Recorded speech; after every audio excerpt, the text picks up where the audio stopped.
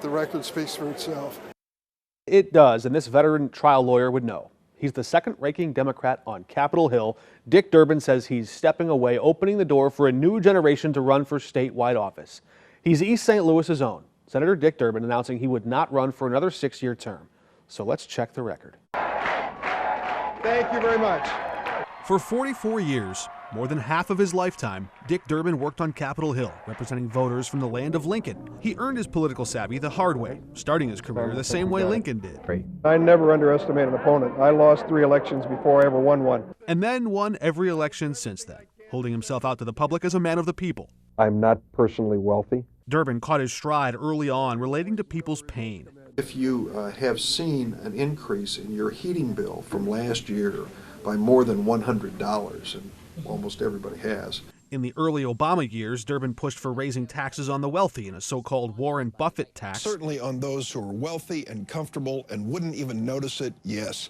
That idea, and his pushes to regulate big banks that tax credit card users with high rates or costly fees, Get the heck out of that bank. those still live on today. And I'm glad to be back. Durbin never forgot his roots My old hometown of East St. Louis. and routinely represented the needs of downstate Illinois, a region that often feels forgotten. I'm confident at the end of the day that the people in Southern Illinois are going to get the assistance which they need. Those instincts he learned from his mentor and predecessor, former Senator Paul Simon. There wasn't a town too small in Illinois for him to visit.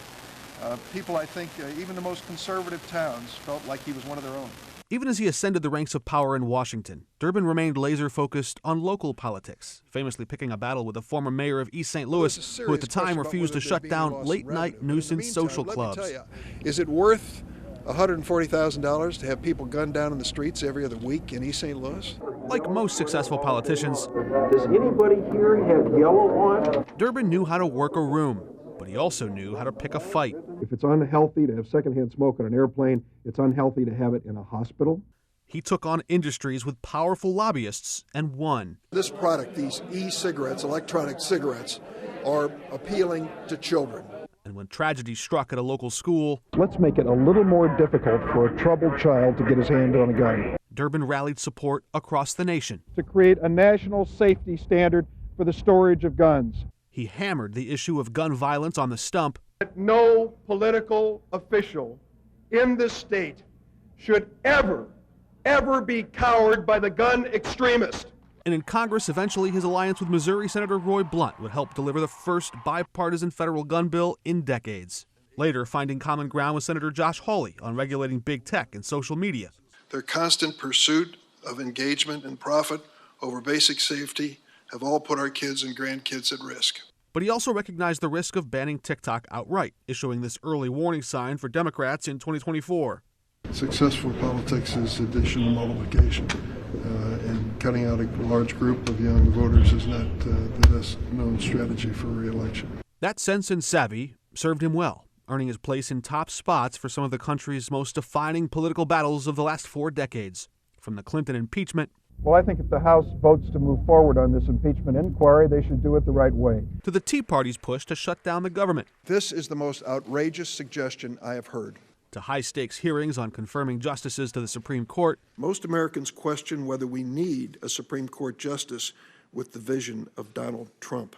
Durbin somehow always found his way to the center of the issue of the day and brought voters along for the ride, like in this press conference on climate change. It's obvious something's happening here, and we're fools to ignore it. Durbin also showed grace and collegiality to his Republican counterpart, Senator Mark Kirk, after he suffered a stroke. I don't know what his timetable is, but I'm glad that he is still actively associating himself with a lot of issues. And he dug into wonky issues like federal staffing levels in the Food and Drug Administration. It's cold comfort to people know that we have a good law in the books if we don't have the people to make it work.